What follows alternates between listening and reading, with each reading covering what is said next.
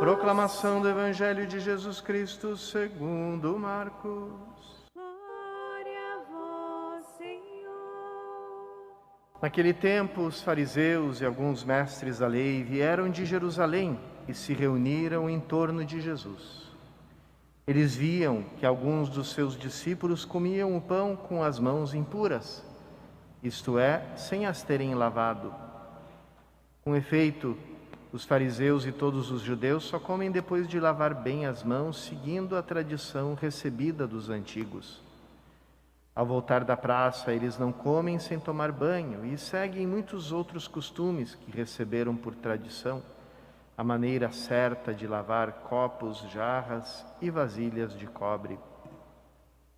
Os fariseus e os mestres da lei perguntaram então a Jesus: por que os teus discípulos não seguem a tradição dos antigos, mas comem o pão sem lavar as mãos? Jesus respondeu: bem profetizou Isaías a vosso respeito, hipócritas, como está escrito: este povo me honra com os lábios, mas seu coração está longe de mim. De nada adianta o culto que me prestam, pois as doutrinas que ensinam são preceitos humanos. Vós abandonais o mandamento de Deus para seguir a tradição dos homens.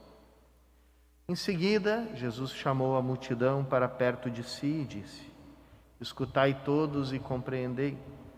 O que torna impuro o homem não é o que entra nele vindo de fora, mas o que sai do seu interior. Pois é de dentro do coração humano que saem as más intenções, imoralidades, roubos, assassínios, adultérios, ambições desmedidas, maldades, fraudes, devassidão, inveja, calúnia, orgulho, falta de juízo. Todas essas coisas más saem de dentro e são elas que tornam impuro o homem. Palavra da salvação. Glória a vós, Senhor.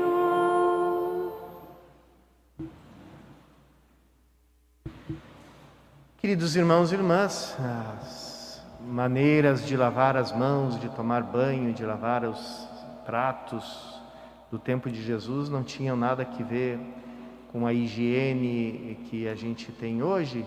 Eram ações rituais, eram purificações religiosas, rituais, que partiam de um princípio que ser santo é ser separado dos outros. Então, toda a religião de Israel operava segundo um esquema de separação ritual. Tínhamos que, os santos, os filhos de Israel, os filhos de Deus, tinham que ser separados dos não-judeus e dos pecadores. E era dentro desse contexto de pureza religiosa, de pureza legal, que aconteciam aquelas lavagens de mão e de pratos e de outros objetos, como dizendo: nós permanecemos puros, permanecemos santos, porque ficamos longe dos pecadores, porque ficamos longe de tudo aquilo que poderia nos contaminar e nos tornar pecadores. Então nos separamos disso. E se tocamos em algum lugar que um pecador tocou, nos lavamos e assim nós permanecemos puros, incontaminados com o pecado dos pagãos, com o pecado dos pecadores. Jesus mostra nesse ensinamento que não é tocando no mesmo lugar onde um pecador tocou que você fica livre, adquire o pecado, né? E não é lavando a tua mão que tocou no lugar onde o pecador tocou que você se torna puro, porque a pureza e a impureza são coisas que estão dentro do coração humano. Todos nós, irmãos e irmãs, somos filhos de uma cultura que nos ensinou exatamente isso. E no fundo, o ser humano não é livre, mas ele é um produto do meio. E ele só é mau porque ele vive num meio mau, num ambiente mau, num sistema mau. num contexto errado. Se não fosse esse contexto, todos nós seríamos puros, seríamos como anjos. Essa é a lição, o ensinamento que a nossa cultura nos dá o tempo todo. E se a gente pensar hoje em dia, toda essa situação que nós vivemos de polarização ideológica, de polarização política, a gente encontra duas tentativas de resposta para os problemas do ser humano, né? Uma é deixando tudo como está, né? O chamado conservadorismo aceita o ser humano do jeito que ele é e não mexe, né? Diz assim: tudo aquilo que já existe desde muito tempo deve continuar do jeito que era e não deve se mexer, porque o tempo mostrou que essa é a melhor maneira de ser, a melhor maneira de viver. Então, aquilo que passa no teste do tempo é o melhor para o ser humano. Existe, por outro lado, o pensamento revolucionário, né? Que não, o ser humano precisa ser mudado, e para mudar nós temos que derrubar o sistema, temos que derrubar as condições, sejam da cultura, da economia, da política, das ideias, seja do que for. Tudo que é o entorno, o contexto do ser humano tem que ser mudado, e assim ele vai mudar. E por causa desses dois pensamentos, né, como que me lembram muito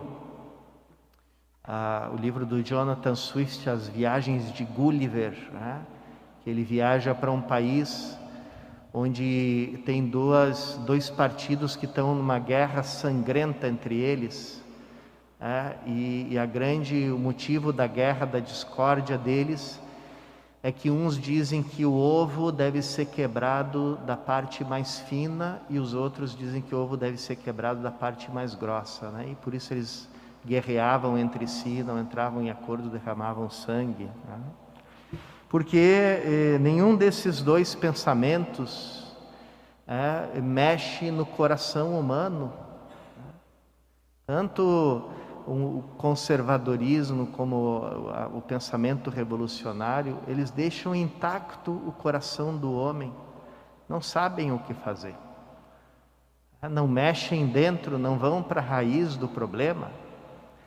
É justamente essa que Jesus aponta aqui nesse Evangelho. Então, as pessoas brigam, né, amizades se desfazem, perfis são cancelados, né, pessoas são perseguidas por uma questão que nunca, né, que fica na superfície, não toca o fundo do problema do ser humano, que é o problema do coração humano.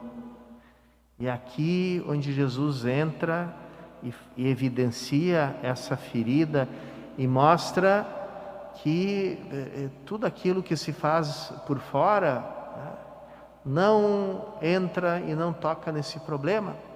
Aqui, claro, irmãos, a gente não está dizendo que é vão, que são vãs as tentativas de criar leis melhores, de criar condições melhores, mais de acordo com a dignidade humana. Isso é o empenho que a igreja participa, né, no mundo. Mas a gente sabe que enquanto o problema do coração humano não se resolve, a gente fica em coisas paliativas, né, e não se renova verdadeiramente nem o ser humano e nem o mundo, né, em que nós vivemos. Como é que Jesus Cristo muda o nosso coração? Certamente não é simplesmente dizendo palavras bonitas e sábias. Jesus não é mais um guru, mais um sábio, mais um filósofo que nos diz coisas bonitas que nós colocamos, né, numa mensagem e mandamos para todo mundo de manhã cedo. O Jesus veio fazer um pouquinho mais do que isso, né?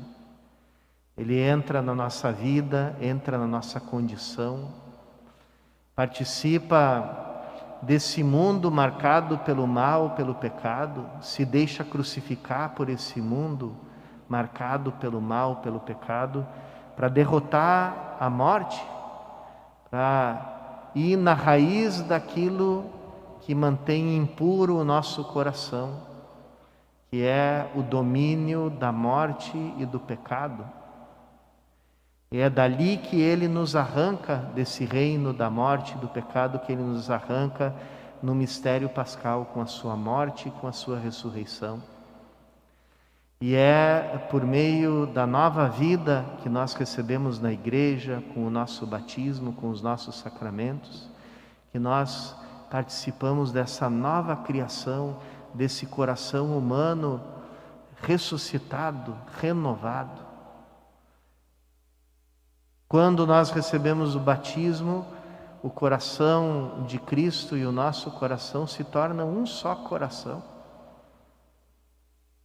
E por isso esse coração é renovado e pode receber o Espírito Santo, né? Como Jesus diz, o vinho novo tem que ser derramado em odres novos, né? A novidade do Espírito Santo, da nova lei do Espírito, tem que ser renovada, tem que ser derramada num coração renovado pela morte e pela ressurreição do Senhor. E é disso que nós, irmãos e irmãs, participamos. Não adianta cair a lei dentro de um coração velho, porque o máximo que o coração velho pode fazer com relação à lei é a hipocrisia. Como dizia um pensador, a hipocrisia é a última homenagem que o vício faz para a virtude, né? O fingimento, fingir que sou bom, mas meu coração continua tão mal quanto antes. Jesus não quer que a gente viva uma vida fingida, Ele quer que a gente viva uma vida autêntica. E a gente só pode ser autenticamente do bem se nós deixarmos o nosso coração ser transformado pelo Espírito Santo que Ele derramou em nós. Peçamos, irmãos e irmãs, esse dom de nos abrir a esse Espírito que foi derramado em nós no nosso batismo, para que a gente possa manifestar essa vida nova, esse mundo novo que Cristo cria com a sua morte e ressurreição.